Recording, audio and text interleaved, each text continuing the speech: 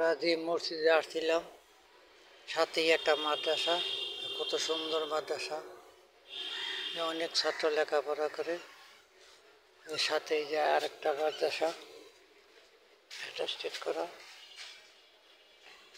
সুন্দর দোতলা, এটাও একটা মাদ্রাসা।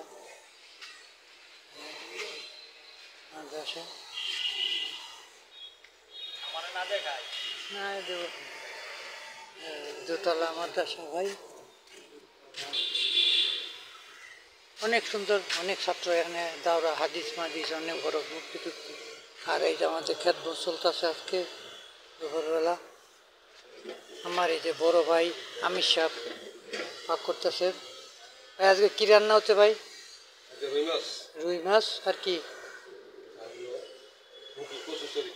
রুই মাছ দিয়ে পাক করা হচ্ছে ভাই। সবাই দোয়া করবেন, আপনাদের দাওয়াত।